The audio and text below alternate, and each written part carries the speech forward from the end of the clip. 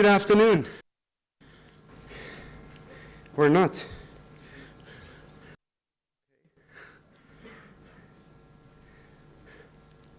So, today's lecture presentation will be on Abu al-Walid Muhammad ibn Ahmad ibn Rushd. Lovely name. And the text you're reading is a translation of one of his works. I believe the translation you're reading is from by George Horani, entitled On the Harmony of Philosophy and Religion. But I'd like to say the complete title of the work is actually slightly different. It is Ibn Rushd's Kitab فصل المقال وتقرير ما بين الحكمة والشريعة من اتصال. The decisive treatise determining the nature of the connection between philosophy and religion is how it's usually translated, but it's actually between wisdom and law. And basically, as I have on your fly sheets, the aim of today's lecture is obviously we're going to touch upon that text. But more broadly, what I would like to share with you today is obviously introduce Ibn Rushd, introduce the work you're looking at, and introduce some of the key premises and arguments that he proposes on the question of the role of philosophy within a monotheistic context. And this is, I think, an important point to stress, which I'll probably stress over and again throughout the lecture. The point I'm making at the outset here is the text you're reading is not so much a work of philosophy by Ibn Rushd, but rather it's a work on the role and place of philosophy in an Arab-Islamic context or a monotheistic context, right? So it's not a philosophical work, but it's an argument of what role, if any, does philosophy, Philosopher, have in a monotheistic context and in relation to monotheistic themes and discussions, okay? So the very question, of course, itself suggests for us that obviously that's already been a debate, and I can tell you with quite some certainty that it has been a debate for about 400, 500 years before Ibn Rushd, okay? And this is what we'll focus on in our presentation here today. But of course, we'll give illustrations from the text you're working with, but I think it's more central to focus on the point and the purpose of this text. Good. So the final kind of introductory remark I want to make before we move forward is to keep in mind that Ibn Rushd, as I'll say in a little while, Ibn Rushd is not only writing here as a philosopher, he was actually a very well-known jurist, a very well-known qadi of his time. And of course, when we say qadi, we mean judge, not civil judge, qadi shara, right? And so he's keep that in mind because this text is written with that kind of duality, right? He is both a philosopher as well as a religious judge, if you wish, right? I'll come back to this point soon. But because the backdrop, allow me to say, or the driving force behind this text is an argument for the place and role of philosophy in a monotheistic Islamic context, I think it is worth going back slightly, well, not slightly, quite a few centuries before Ibn Rushd, to say a few words on the place and role of philosophy before his time and before his interest in this debate and argument. So bear with me with a slight digression going back some 400 years or 300 years or so before Ibn Rushd. And when we speak about Philosopher or philosophy here, we're particularly speaking about Greek philosophy, right? Which I believe you've covered Plato in your readings already, right? Do you also cover Aristotle by chance? Just Plato, okay. Pretty good. So we're talking about Greek philosophy being brought in and encountered in an Arab-Islamic context. And that entry point, they're always difficult to say, when did that happen? But generally, we take the entry point to be the kind of the 8th century Hijri, more or less. Sorry, it's 8th century AD, pardon. 2nd century, early 3rd century Hijri, particularly in Baghdad, particularly after the rule of Harun al-Rashid and then his children, Mu'tasim and Muntasir. So there's a particular age in Baghdad where they encounter the works of the Greeks, and of course I should say not only the Greeks, but also the Indo-Persian tradition, both, right? It becomes a very central hub of study, research, and translation We actually speak about the translation movement as absolutely a powerful movement in this historical development in Baghdad of the time, where you have works from really the known world, so to speak. And here I mean the world which had come under the rule of the Islamicate or the Islamic world. Great interest in discovering, in understanding, in studying these works, be they from the Greek philosophers, the Greco-Roman tradition, certainly the Indo-Persian traditions. Different theories, why did that happen? Why was that there? There's this sudden interest. We don't want to theorize here, but certainly it was, irrespective of what may have been different drives for it, it was genuine interest. Sponsored, if you wish, to use contemporary language, really supported directly by the ruling powers, right? The Caliph himself was pushing for this, was sponsoring, was encouraging this movement of translation of scientific texts, of poetics even, maybe not that much, but some, and certainly of philosophical texts, right? Here's just a few illustrations. When I say philosophy, we really mean philosophy in its broadest sense. It includes the natural sciences, the cosmology, it includes biology, physics, etc. And here are some illuminations, not necessarily all from that era, but around maybe some 11th century or so. But you can see certain facsimils there representing studies on marine biology, right? Lovely creatures being represented there. Certainly mathematics and particularly geometry, what they called al-handasa, right, was a big science, of course. And also the study of the stars, the cosmos, the universe. All of these were part and parcel of this movement to study, translate, and innovate. Of course, it wasn't just a translation movement. In these various fields of natural philosophy and natural science and philosophy itself. And in many ways, one can say that that era that we're talking about, the 8th century, 9th century, also into the 10th century AD in Baghdad, was a few centuries of coexistence.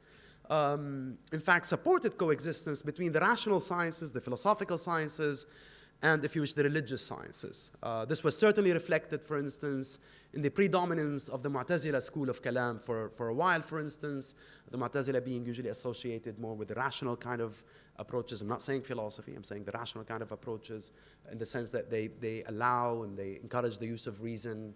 But to say that would be a gross kind of overgeneralization. There was really particular questions that they were interested in, the early schools of theology, in Islamic theology, and questions of divine justice, human will, are we to the extent to which we are responsible for our own actions and whatnot. And these various debates amongst the various schools of theology tended to move, or fluctuate between, and of course it's a spectrum, it's never either or, right? Somewhere on the spectrum of, well, we need rational tools to really address these kind of questions, and another side of the spectrum which says, well, let's just look at, what's been revealed, what does the word say in this regard.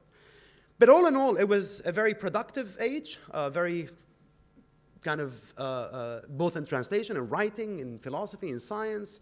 So there, for instance, you will encounter Abu Yusuf al-Kindi, if you're familiar with al-Kindi, or al-Farabi, perhaps some of you are familiar with that name.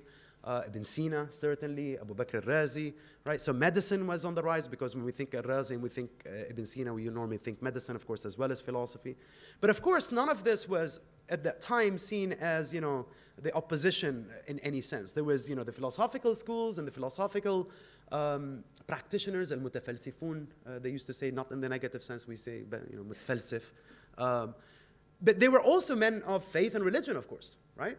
So there was, as I said, a natural coexistence between them, which was expressed, for instance, there was the House of Wisdom, or Bayt al-Hikmah in Baghdad, which was a center for research and science and translation, particularly for al-Kindi's circle. And it was, for instance, reported that every Tuesday the Caliph would go down and meet with them and discuss things. So really vibrant time. Now, some would suggest that by the late 10th century or mid-10th century, and with Abu Hassan al-Ash'ari coming on the scene, who was al-Ghazali's teacher, and I believe you've read the work from al-Ghazali, right? The tide starts to shift. Abu Hassan al-Ash'ari is a very interesting character because he himself is an ex-Mu'tazila, right? So he comes from that tradition of ilm al-kalam, or theology, which espouses the use of reason in theological debates, but he departed from that, right? And he went in a different direction because he believed, and very well argued, I believe, that there are certain limitations for rational discourse and what can discover or address or resolve. And that, I think, line of argument you see also being carried forward with Ibn Rushd, definitely not Ibn Rushd, Al-Ghazali, who has a very clear attack, intellectual attack, of course, on the Philosopher, right? Where he pinpoints their failures in a great work called the Tahafut al-Falasifa, or the Incoherence of the Philosophers, as well as another of his works called Maqasid al-Falasifa, the Intentions of the Philosophers. And he pinpoints their failings, and he pinpoints where not only do their rational arguments fail, but also where they seem to be getting closer and closer to unbelief, or to kufr, right? So with Al-Ghazali, you have a clear movement countering the philosophical, or the Falasifa, I should say, or the philosophical tradition of the time. Having said that, I must emphasize, because, and I thank my colleague, Professor Gubarov, for making this point some years ago, and I'm always now, it's in my mind. We must emphasize, this does not mean in any sense a move against reason or a move away from rationalism, right? That is indeed a gross kind of overgeneralization. Al-Ghazali is very rational. To say that he launches an attack or he criticizes the philosophers, he's actually doing so based on the principles of reason, at least as he sees them. Now, Ibn Rushd would disagree with him on how his reasoning goes, right? But to suggest that there's a move through with Al-Ghazali that, you know, goes against rational discourse, I think is very much unfair indeed. But Philosopher, as a field of study and a mode of thinking rooted in particularly Plotinus, Aflatun, and Aristotle, does come under attack, certainly. And Ibn Rushd later will say, as you will see, well, understandably, I see why they were attacked, Ibn Sina and Al-Farabi, amongst others, right? So as that tide was moving against philosophy in the eastern part, if you wish, of the Arab Islamic world, in the western part, i.e. more near Spain and Al-Andalus, a similar story at some points was unfolding, but then it goes in a different sense. So I guess similar to the 10th century of the eastern part, also in the western part, the tide for philosophical thought was ebbing, you know, back and forth, waning, waxing. Sometimes there was kind of support for it, sometimes a total reversal and, you know, no way, we should never read the philosophers, or etc. And this continues with the change of dynasties that are governing, right? Particularly between the Murabitun and Muwahhidun and whatnot in the North African part of the world. But certainly by the time that we're reading here in the 12th century, the tide, particularly in Andalus, has turned in favor of philosophical thought. And in fact, Cordoba was starting to set itself up as the new Baghdad, if you wish, right? So as we said, there was a heyday for Baghdad in the 8th century and 9th century with the books and the translations and the scientists. A similar story was being brought to life in Cordoba. They built their own version of the House of Wisdom, or they introduced their own version of the House of Wisdom. The rulers started to import consciously all the various translations and manuscripts and works that were already studied in the earlier years or centuries in Baghdad, but also new ones, right? So the library at Cordoba, for instance, is reported to have housed at one point over 300,000, maybe 400,000 manuscripts, which is a lot of manuscripts when you think about it, you know, translations, commentaries on Aristotle, different works, etc. And again, like the earlier story in Baghdad, this was directly supported by the rulers. In fact, this is how you could say Ibn Rushd was recruited. Any of you familiar with Ibn Tufayl? A lovely character from Al-Andalus. So Ibn Tufayl is usually thought of, you know, as again one of those figures and philosophers of that era in North Africa and Spain. And he was very close to the court, very much like, say, Al-Kindi was back in his days in Baghdad. And part of his role, this is how serious they were about, you know, recruiting, as I said, you know, scientists and, you know, philosophers and thinkers. Part of his role was to identify new talent, if you wish, and invite it to join the court. A bit like, you know, football scouts nowadays who go and, you know, identify talents. And he met Ibn Rushd, or, you know, Ibn Rushd met him in Marrakesh. And he invited Ibn Rushd to the court. He introduced him to the ruler on this idea that, you know, the ruler was reading the Aristotle, and he was having some trouble with certain aspects of Aristotle, making kind of harmonious sense of him. And the ruler had asked Ibn Tufayl if he would write some commentaries and clarifications on Aristotle, but Ibn Tufayl was very busy writing his great Magnus, great work, Hayy ibn Yaqdan. So he said, but I have this young man who can do this. So that's how Ibn Rushd was introduced. Of course, it is worth noting that Ibn Rushd himself, and I can go to the biography now, Ibn Rushd himself comes from a prominent family of jurists. So he himself had studied law, Sharia, and he was also a great student of philosophy. Reported that he never slept. He'd always, study and write. And really, when we say philosophy, as I said, it's across the board. He's written some stuff, for instance, criticizing Ptolemy's theory of the, cosmos. Of course, he's written most of his great works are on Aristotle and Aristotelian philosophy, and his commentary on Aristotelian philosophy. So much so that later he gets the nickname. I'm not sure if it's a very flattering nickname, the commentator, right? He becomes known as the commentator. But he's also a physician, a doctor, right? And he was actually a court physician. So you see, with his person, he begins to represent the kind of harmony that he himself would then espouse. The idea that, he's a philosopher, he's chief judge of Cordoba, he is a doctor, all of this. And this is the sense that will come up in the work you're reading, that this is such a natural harmony. And I think this is, George Hourani's choice of the term on the harmony of philosophy and religion. For various reasons, we're told he fell from grace, so he had the full support of the ruling powers, but in 1195 he seems to have fallen from grace. There's different stories why he fell from grace. One of them is that supposedly it was brought to the attention of the ruler that Ibn Rushd had written in one of the margins of his work, commenting on Venus, that she was a goddess. Right? And of course, in a monotheistic context, such a thing can be latched on and blown out of proportion and made a big issue of. So supposedly, we're not sure exactly what it was. That was one of the things. Another possible reason is that he had written something about the emir that, was conveyed, the prince of the Barabira or whatever. Sorry, long story short, he chose exile or was exiled, and he died in exile in Marrakesh in 1198. And with his death, many have suggested comes, if you wish, the end of Philosopher in the Arab Islamic world. That after Ibn Rushd, you can't really name, well, perhaps other than Ibn Khaldun to some extent, you can't really name a singular kind of great Arab Islamic philosopher, which I think is, of course, a very controversial claim, and it's one of those claims that a great contemporary scholar, Dimitri Gutas, says is so exemplary of the Orientalist reading that, yes, it all ends with Ibn Rushd and there's never been any philosophy after him. So I invite you to ignore that epithet. It's really difficult to say anyone was the first or the last, but he has gained that epithet.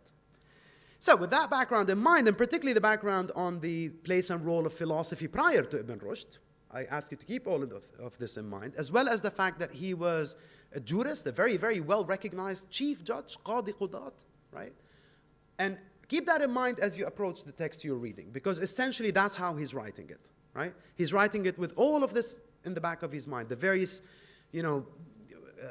waxing and waning of the role of philosophy, the attacks of the philosophy, defense of philosophy, the great, highlights and the downturns. So he has all this history of the conflict between philosophy and, the traditionalists, if you wish, but not, I don't think that's a proper term, but in some sense.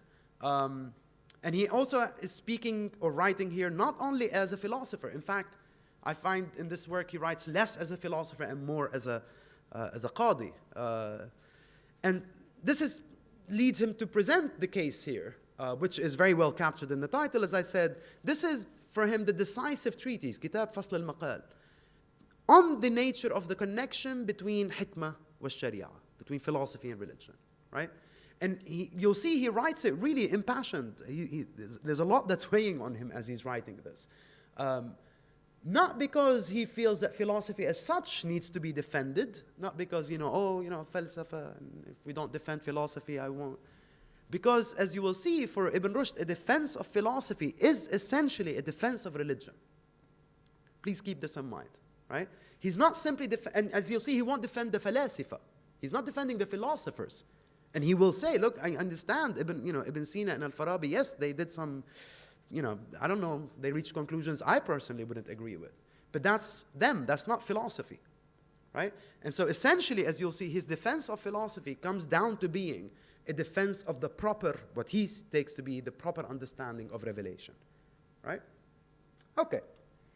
So how does this work start? And the opening question or the opening investigation is the most central.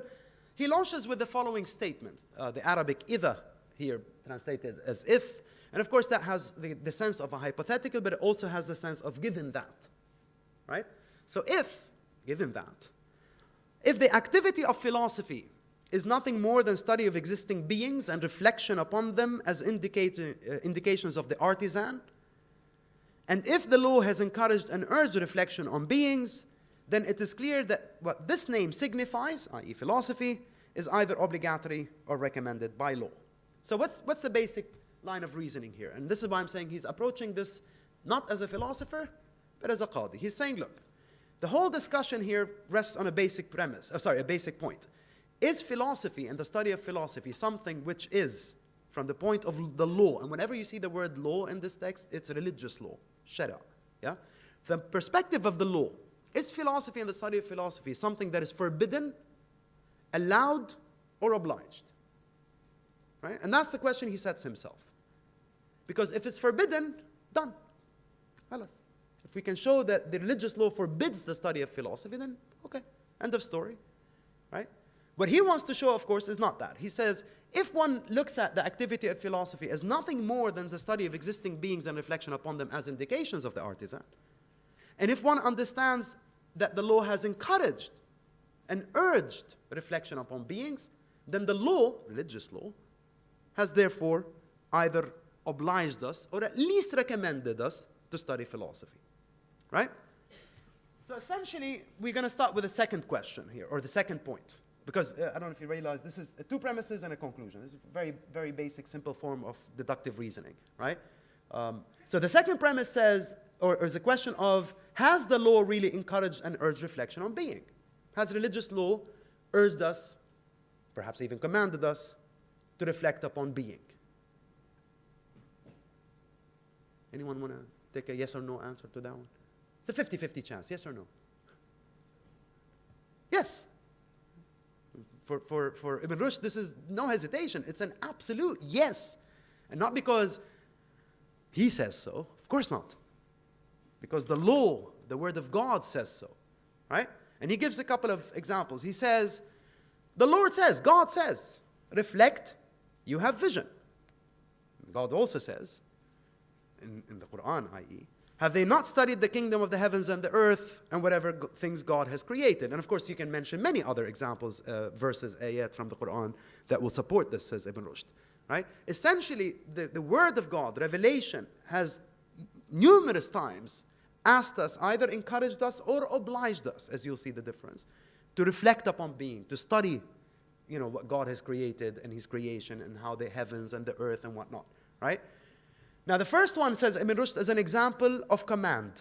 This is fa'al amr. Reflect. You have vision. The second one is more of an encouragement. Have they not studied? Right? And he says, from a legal reasoning perspective, again, if something is both commanded and encouraged, the commandment is the higher. Right? And so you can find many examples, according to Ibn Rushd, that the law actually commands the study of beings and reflection upon them. Okay? Now, this isn't about philosophy yet. This is about the study of beings and reflection upon them. So the law has commanded that. Great. But what does that mean? What is the reflection? Ibn Rushd then goes on to say, having established that the law commands reflection and study of beings, he says, but what is reflection? Reflection, he says, is nothing more than inference and drawing out the unknown from the known. Okay? This is the method of reflection. And since this is reasoning, or at least, in any rate, done by reasoning, therefore, we are under an obligation to carry our study of beings by intellectual reasoning. Right? So you go from, does the law command us to study of being? Yes. Well, how do you do that? Well, reasoning. Good? Not a philosophy yet, but almost. Because what is reasoning and how do I reason? And Ibn Rushd says, in any activity, in any sunnah, I want to go to the highest possible manner of that activity. In reasoning, the highest is demonstrative reasoning. Right? burhan, or logical reasoning. But to do that, I need to study how to reason. I know for a lot of us, that's rather condescending. Anyone tell us, well, you need to study how to, oh, I reason, right? Of course we reason, but do we reason correctly? Do we reason in accordance with the principles of reasoning, of intellectual reasoning, right? So because remember what's at stake here. What's at stake is obeying a divine commandment. So we want to make sure we're getting this right, yeah? Because the law commands us to do this. So I want to make sure I'm using the right tools to do this. According to Ibn Rushd, well, guess what? Those methods have already been laid down in books, and you can study them. The method of logical reasoning, Aristotle's prior analytics, posterior analytics, whatnot, right? And so the methods of reasoning are already set down. Because to reason properly in this sense, you have to know how to reason. You have to be able to tell a weak argument from a strong argument, a valid argument, a sound argument, if you're familiar with certain terminology from logic. Okay? How do premises, how do certain conclusions follow from a premise, etc. Okay? But all that's already been done, says Ibn Rushd. And that's what we do in any science. If already work has been done, we build on what's already been done and we move forward. Okay? So we go from we have to reason to we have to study the books that tell us the methods of reasoning and the modes of reasoning. Okay? Which are, of course, the books of philosophy. Right? So in brief, we have to study philosophy, which could be a very daunting conclusion for most of us in this room. Because the idea is, if we are, the way he says it is, in all arts, and arts here, it's not fine arts, arts as in sana'a or sana'a. Right? In all arts, we build upon what's already been done before us. In mathematics, we do that. In fiqh, we do that. In tashri'ah, we do that. In medicine, we do that. What say you then when it comes to the art of arts? Philosophy. Okay? So, this is a summary of the argument as I have it now on your second sheet, on the fly sheet. So, essentially, where has Ibn Rushd led us very smoothly in his line of thought? Right? We started out by raising the issue, if you remember, of does the law, or what is the stance of religious law as concerns philosophy? Does it allow it, forbid it, or command it? Right? And then we said, well, what is philosophy? If philosophy is a reflection on beings, well, what does the law say about that? And he says, well, the law obliges us to study beings and reflect upon them. But reflection, as we said, is only possible through reasoning, and the highest of which is demonstrative reasoning, of course. And therefore, this means one has to study the rules and principles of reasoning and the various types of argumentation and reasoning, and etc. And therefore, one needs to study the works of those before us who have written on this. Right? So now I've gained the skills. Now I go back and to reflect upon being using this. But that's already, again, something that's been done in philosophical reasoning. And therefore, this leads me to the conclusion that I have to study what those before us have done in the field, i.e. the study of beings and reflection upon them. And therefore, conclusion, the law obliges us, which encourages us, obliges us to study philosophy. مأمور به على جهة الوجوب. Right? Now, of course, he writes, as I said, as a jurist, a really brilliant jurist and a qadi, but of course the philosopher is always there. So he anticipates a number of counter-arguments to this going down, right? For him, the first and most obvious counter-argument anyone may suggest, and of course it's been suggested, he's relying on that history as I mentioned, is, what, are you saying that religious law derived from revealed Islam is asking me to study pagan, weird, strange characters who worship strange gods? Seriously? Are you saying that for me to understand and to reflect upon being as God has commanded in monotheism, I need to go to the polytheists and learn from them? Right? And of course, Ibn Rushd says, actually, that's not what I'm saying. What I'm saying is that you need to study the methods of reasoning, irrespective who laid them down. That has nothing to do with who laid them down. Right? And he gives a lovely example in terms of reference to sacrifice in Al-Adha. Right? He says, if I want to offer a sacrifice in Al-Adha, the Islamic rules are very clear how to perform that. And one of them is, about the knife. And suppose I don't have a knife, which meets the requirements, the sharpness and whatnot. So I go over to my neighbor and I borrow a knife. And I take that knife and I perform the sacrifice in exactitude to the method I'm supposed to perform it. Now here's the little detail, my neighbor is Jewish. Does that make my sacrifice any less valid? Right? According to Ibn Rushd, remember he's Qadi, Qudat, Cordoba, he said no. Because I borrowed the tool. I didn't, the method I used, how I used the tool, the context, the manner I executed my, sacrifice was purely in accordance with Islamic law. So he says, that's what I'm asking. I'm saying, let's take the tool that Aristotle had set down, or that, I don't know, Alexander of Aphrodisias had said. It doesn't matter. Just get me these tools of reasoning, but we will then apply them in accordance with the rules of Arabic language and in the context of Islam. Right? But precisely for that reason, he says, so my call when I say the law obliges us to study philosophy, that doesn't mean everyone. Right? So don't feel like everyone, who wants to be a proper Muslim, Ibn Rushd is saying, well, you have to study philosophy. Okay? That's not what he's saying. He says, because there are certain qualities, and those qualities come up as follows. He goes from defending or arguing for the obligation of the study of philosophy to saying, therefore, if this is an obligation, anyone who stops me from studying philosophy has stopped me from fulfilling a commandment. Right? But not how he phrases it now. Whoever, he says, forbids the study of them, i.e. the books of philosophy, whoever forbids the study of them to anyone who is fit to study them. Okay, so not everyone. Some people are fit to study them. I.e., anyone who unites two qualities, natural intelligence and religious integrity and moral virtue. So if anyone stops someone with those qualities from studying philosophy, then that person would be blocking that other person from basically fulfilling a divine commandment, which of course is pretty bad if you stop someone from fulfilling a commandment decreed by God, right? But these two qualities which he introduces here are absolutely central, okay? Because what Ibn Rushd basically is suggesting is that the law commands the study of philosophy for those who can, for those who are fit, right? And in some sense, I hear myself going, I'm glad I don't have the al-fitra, right? Natural intelligence.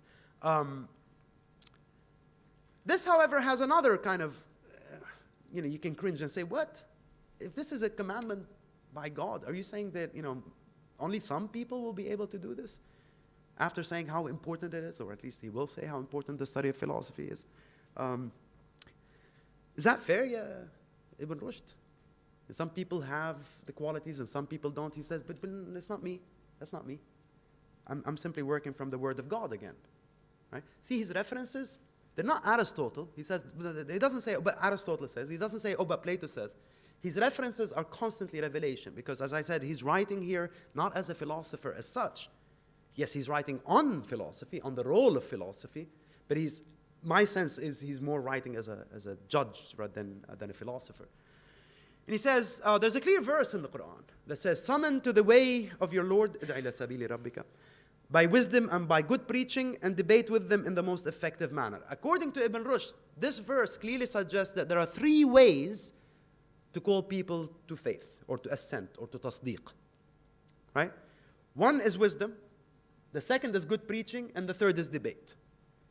And therefore, there are three, he says, intellectual capacities, or intellectual classes. I don't like that word very much. I.e., some who respond to preaching, to good preaching, some who respond to debate, and some who respond to hikmah, to wisdom. Okay? And therefore, when we say the law commands the study of philosophy, but it commands it to those who are fit, we're simply talking about one of the three ways. We're talking about those who are fit to study philosophy, demonstrative reasoning, which here coincides with wisdom. There's two other methods, he says. Right? There's preaching, khutaba, and there's jadal. It's a dialectic method, as the translation Hurani uses. Good? So, if you want to revise that now, if you want to revise this conclusion we had set up earlier, essentially what you would write at the end is, as such, the law obliges not us to study philosophy, those who are fit to study philosophy to do so. Right? And according to Ibn Rushd, in a general sense, but this is not very different from many of the well, not many, but a number of the commandments. Because the commandments set down by God are for those who can. right? So pilgrimage, is, of course, is a fard, sorry, right? But yes, for those who can. If I can't, it's fine, right? Fasting is for those who can. If I can't, it's fine. Philosophical reasoning is for those who can. If I can't, it's fine. I know it's not really congruent, but we'll pretend it works.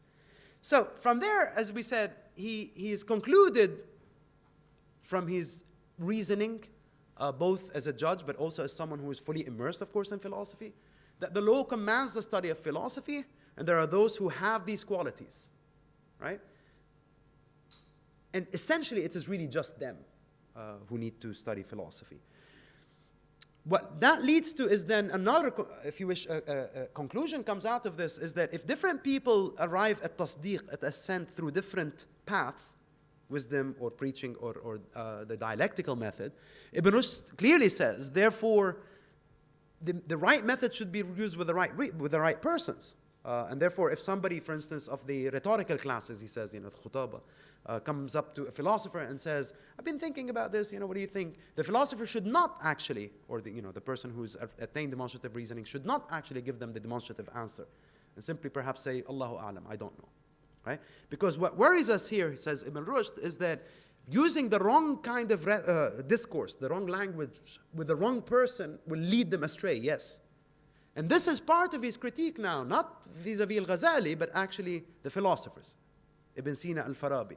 Because what Ibn Rushd feels is that what they did in their works is they made public, or rather in a publicly accessible medium or language, questions of philosophy and demonstration, which for those who don't grasp may lead them astray. And in Islamic context, if I lead someone astray, then I'm to blame, not them, right?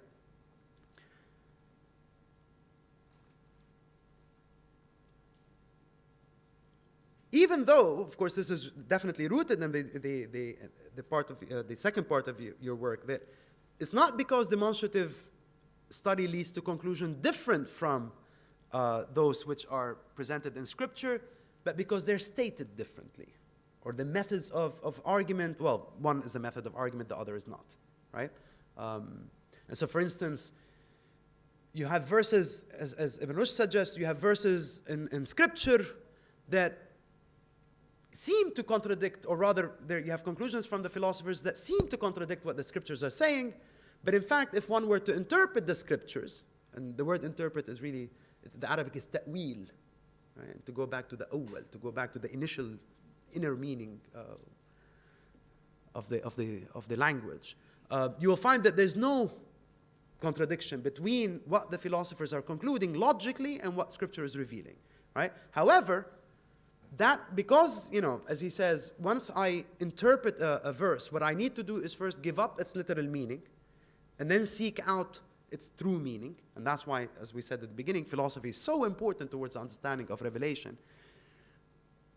If I don't have the natural capacity to grasp the demonstrative reasoning, what am I left with if I give up the apparent meaning and then I don't gain the true meaning?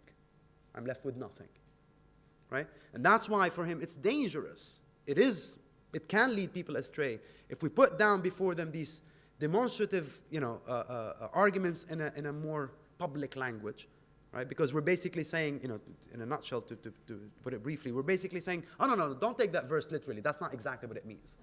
And they say, well, what does it mean? And then you give them some immense, 500-page book on the argument for the divine. And they can't grasp that. But you've told them not to take literally anymore the Scripture. So what have you left with them? What have you left them with? Ibn Rushd says, well, you've left them with being led astray. Good? Of course, it is possible at this point to say, Ibn Rushd, what are you doing?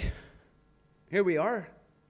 Brilliant work you've written on the place and role of philosophy in a monotheistic context, written in a public language. Isn't that kind of what you're doing here? Yeah, but Ibn Rushd, sorry, I've lost that. Ibn Rushd kind of anticipated that. Right? Says, no, but what am I doing here? Two things. First of all, I'm not writing philosophy. I'm writing on the role of philosophy. Right? Always please keep that in mind. Second of all, and this is the more central argument for him, he says, if it were not for the publicity given to the matter and to those questions which we have discussed, by Abu Hamid and others, because Abu Hamid is one of the few people he names Al-Ghazali, yeah? Abu Hamid. He names him directly in this work. So if it were not for the publicity given to the matter by others, we should not have permitted ourselves to write a word on the subject. And we should not have had to make excuses for doing so, for writing. To the interpretive scholars, because the proper place to discuss these questions is in demonstrative books. Right? So even the manner in which he's writing this work is being very, very careful. Right? He has a particular aim in mind to argue and to show the role, to argue for, and to show the role and place of philosophy in a monotheistic Islamic context. And he's only doing so because of these other works have been written either that have led people astray, and here he winks in the direction of Ibn Sina al-Farabi, or those who attack the method of philosophy as an absolute method that leads down into damnation, as Al-Ghazali would say. Right? And therefore, this work is not meant to present any philosophical arguments. It's simply meant to argue for the place and role of philosophy. Right? However, he will address three main points raised by Al-Ghazali. If you remember in his work, Al-Munqidh min al-Dalal, Al-Ghazali specifies three errors of the Philosopher that lead them to unbelief. Right? The fact that, or at least for Al-Ghazali, that the philosophers claim that the world is eternal. The philosophers claim that God's knowledge is of universals, not particulars, and that on Judgment Day only the soul will be resurrected, not body and soul. Right? Because of the publicity of those matters, Ibn Rushd will address them here. But again, he's so careful. When he addresses them, he's not presenting his own philosophical stance. He's simply showing that Al-Ghazali's argument is not conclusive or is wrong. Right? And he's defending philosophy, not philosophers. And this I want to emphasize on as much as I can here in the few minutes remaining. One of the key issues that Ibn Rushd finds is troubling about Al-Ghazali's approach and others like Al-Ghazali is they identify error in philosophy. And so they say philosophy leads you to error. In fact, Al-Ghazali says, well, it leads you into kufr. Right? And he says, what Al-Ghazali and others like him have failed to distinguish here is between two senses of the term error, or two types of error. He says, philosophically, we distinguish between accidental error and essential error. And unless we make that distinction, we will not be able to realize that there's something wrong with Al-Ghazali's kind of argument. Let me just say a word about what we mean by accident and essence here. Accident is not hadith, no. Accident is what we say, this is very Aristotelian language, right? So here's where Ibn Rushd, the philosopher, comes into the discussion, okay? So when we say things have accidents and accidental qualities and essential qualities, or accidental properties and essential properties. So just as an example, I'll take the chairs you're sitting on, right? Their color, if I were to ask, is it an accidental quality or an essential quality? Accidental. Yes, why would you say so? Very good, right? So when we say accidental qualities, we mean it's not the defining element of its being a chair, okay? We could change the color, and it'll still be a chair, okay? So when we speak about accidental qualities, we mean qualities which attach to it by accident, but are not of the essence of the thing, okay? If I were to say, here's, I don't know, 200 something chairs, none of which you can sit on, are they chairs? Like, literally, like you can't sit on them. How are they chairs then? That's an essential quality. For it to be a chair, I have to be able to sit on it, right? Okay. شو خاص هي بالerrors in philosophy? What Ibn Rushd is basically saying is, look, when we speak about error in philosophy, are you saying it's an essential error or an accidental error? If it's an essential error, we have a problem. And it's a much bigger problem than Al-Ghazali can handle, because Al-Ghazali himself is using the tools of philosophy, reasoning, logic, and therefore Al-Ghazali himself would be in error. In fact, we're all in error. خلاص, انتهت. Right? He says, no, we need to be very clear. Error is not essential to philosophy. It's not part of its essence. In fact, philosophy leads to truth. That's its aim. Right? Is it possible that a practitioner of philosophy, is it possible that a student of philosophy falls into error? Oh, of course. Pretty much possible. Right? He says, however, if the error in philosophy is accidental, do I ban philosophy? Do I fight philosophy? Or do I just warn about the causes of the error? And he gives a brilliant example about drinking water. right? He says, if I drink water and choke and die, are you going to ban people from drinking water? Water isn't fatal. That was an accident. On the other hand, if I drink poison and die, now that was no accident. Kind of poison does that, right? And so it's very important to keep this in mind, because for Ibn Rushd, the errors that may be there, indeed, on some level he agrees that Ibn Sina and Al-Farabi committed certain errors, right? But they committed errors in their practicing of philosophy. This has nothing to do with falsafa. Philosophy in itself can avoid these errors once we understand the causes of the errors. And in the reading you have, he summarizes them as 4 possible causes, which I won't go into, but do pay attention to the 4 causes of error. If you avoid them, then you're fine. Good? To conclude, and as I said at the beginning, keep in mind that Ibn Rushd is writing this with a long history in mind, with if you wish, an inherited kind of problem, which is really, he's very passionate about, he's very serious about, and he writes with a great sense of urgency. This is an issue we must address. We must argue for the place and role of philosophy in an Islamic monotheistic context. Because as we said, the proper, according to him, well, God commands us to study philosophy, and this will allow us to attain the proper understanding of certain verses, right?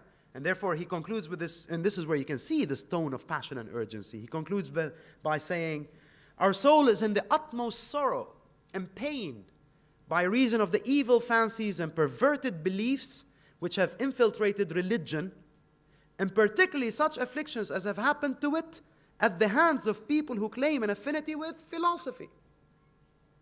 Right?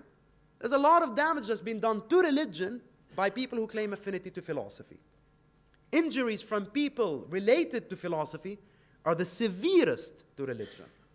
Right? So part of his discussion on the decisive treatise on the nature of the connection is also to correct some of the philosophical errors. So he's not, fully defending Ibn Sina and philosophy. No, he's aware that there could be errors there. And those are really severe injuries, as he says.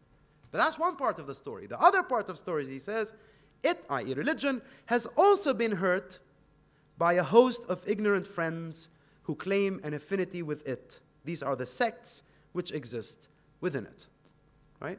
So you see, in sum, essentially, when Ibn Rushd writes to defend, to clarify, to emphasize on the role and place of philosophy, his main concern is not philosophy.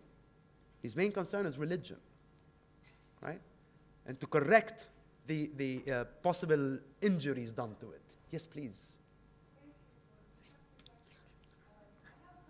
Please.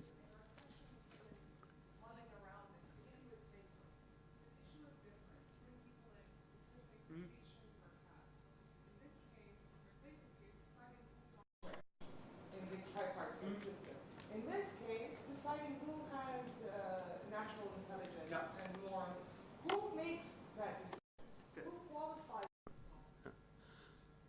It's a very central question to Ibn Rushd and to the philosophical tradition that he's representing. Ibn Rushd will certainly not say, I will, or actually anyone.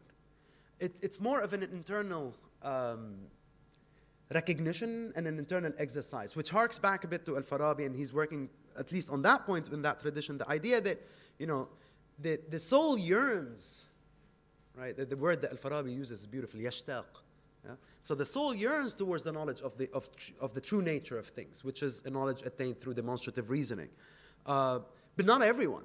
And so this is not a classification from the sense of, I will tell you which class you belong to, and I will give you the noble lie, a la Plato, and say, well, what can I say? Our metal detector shows that you have bronze. Or that's definitely not what Ibn Rushd is suggesting. What Ibn Rushd is suggesting is that if someone is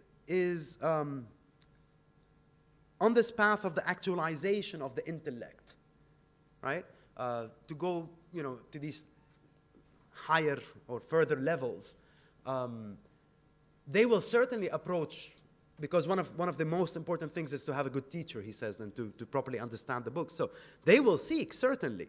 But this is why, for him, it's very important that I will not classify anyone, because if I'm in error, but if I did, if my intentions were proper in my search and I was in error, well, I get one hasana, right? At least. Where if I lead somebody else into error, no. And so this is why he's very careful about this. And this is why, for instance, you have this idea, which you're familiar with also in theology, where he would have his little amud in the mosque, and his students show up and he'll talk. But he would not go and openly and this is what he critiques Ibn Sina and Al-Farabi on, because neither do we have the right to classify people, nor should we speak to them as if they can understand what we're saying. They will seek, right? And I think it's a very important note to always keep in mind, in Ibn Rushd specifically here, but in general. Technically, we all start within the rhetorical class. Right? Our teaching, our upbringing is all based on, being spoken to, Maw'id al-Hasana, one hopes, right? And then whether we go further or not, that's our exercise. And for the philosopher like Ibn Rushd, and I would say certainly Ibn Sina, it has to be a personal exercise. It has to be the intellect. So in that sense, you could say one avoids here this external, classification of where do you fit. And rather, it's more about the individual themselves seeking or not, which is fine, right? What is not fine is if I feel I can and I don't. That is not fine for Ibn Rushd, right? And equally not fine if I know I can't and I try.